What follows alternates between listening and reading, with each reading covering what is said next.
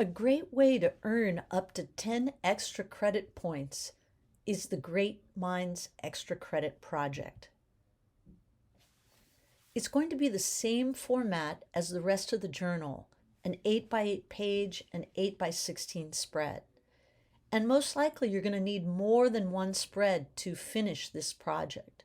So I'm going to show you some examples to help you learn more about it. You need to select a visual designer. It could be a graphic designer or an animator, an industrial designer or product designer, an illustrator, an architect, or maybe a fashion designer. The person that you choose does not have to be in our book. But if you have any questions, feel free to send me an email and ask me if this person would be good, and I'll certainly help you out. The most important thing is that you can find enough information about that person because you need to use 2 or more sources. So you don't want to pick someone that you know, for example, who likes to do art, if there aren't any published articles about them. So you're going to tell us about the life, education, influences, and work of the great mind of your choice. You're going to document their contributions to the profession, maybe innovative methods or technologies they were involved with, and also biographical information. How did they choose to become a designer, for example? Where did they go to school? Were their parents artists? Anything that you think would be interesting to the reader. But the most important part of all is to write at least 2 paragraphs talking about why you believe they're a great mind in design. So it could be something like, I believe so and so is a great mind in design because their work was absolutely unique in this way.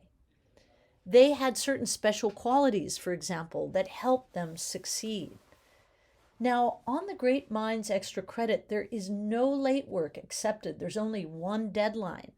So you should take a look at your point total now and decide if you feel you need that great insurance of those 10 potential extra points.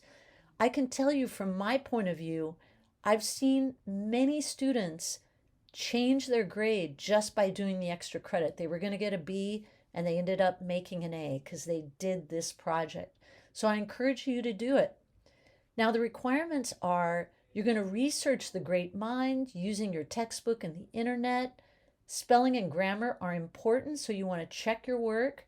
You need to have at least one photo of your great mind, and I want multiple visual examples of their work. You have to have a bibliography that lists the 2 or more sources you use for researching the project, but you're going to shorten them just like you are on your bibliography. Now, some tips are make sure to not put type in the gutter, the middle where the book would be bound, because it'll disappear. You want to break your text into columns. Avoid really long line lengths where the text goes all the way across the page. Readers don't want to read really long line lengths, so you want to break them at least into 2 columns. You could add extra spreads if you need them. So whatever you do, don't crowd your entire layout on one spread if it's not enough room. Just add another spread. You can easily do this if you want it to be part of your design history journal by adding pages in InDesign. The most important part, remember, is to tell us why you think that person is a great mind. Why did you choose them? Maybe you want to be an illustrator, so you chose the illustrator you're featuring because you really admire their work and it's something that you've followed for years. I don't know, but tell us about that person. So in terms of the format, again, it's 8 inches by 8 inches square. The spread is 8 by 16. And basically, you can add additional spreads as needed. So first of all, let's take a look at an example of a 1 spread Great Minds report that's very strong. So here we see the report is on Paul Rand, but all the required elements are there. We have a photo of Paul Rand. We have samples of his work. Do you see the bibliography down there at the bottom? we have the text that is going into his biography, and it's also why the person chose to write about Paul Rand. It's there in that last paragraph. So the student, she talks about why he is so unique, what made him stand out. Next, we see a Great Minds project about an illustrator that was of particular interest to this student, Cindy Mai. And we've got a lot of great examples, and we've got all the required elements. Here's a beautiful design that was created about Shepard Fairey. Notice the headline is really big, but it doesn't go into the gutter. So you can use big type up there, just don't run it across the gutter.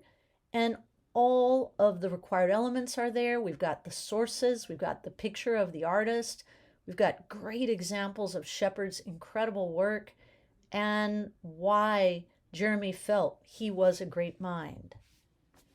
Here's a wonderful piece on Saul Bass. So we have all of the sources listed. We have lots of cool examples. I really love the layout. The columns are just, the line length is long enough. I love the way that there's a pull quote there, design is thinking made visual, and make the ordinary extraordinary. You could pull quotes out of the text and make them bigger, and graphically that adds a lot of interest. And here we see a piece that needed more than one spread to talk about Claude Garamond by Gigi Schroeder. And so she's got about him, she's talking about that he was the best punch cutter of his time, and how Garamond lives on. All the sources are there. I really like the artistic approach she took to her journal by kind of taking these images and colorizing them, which really shows her own interests. So just a great job on that. And here's a wonderful one that took 3 spreads to do. It's an absolutely amazing report on Ray Johnson.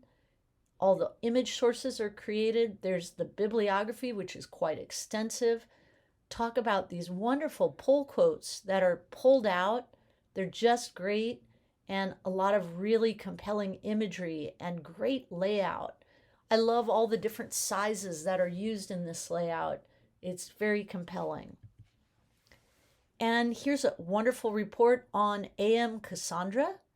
So again, Cassandra's in our book. The person you select does not have to be in our book, but they might be. And we see the bibliography, we see the columns of text.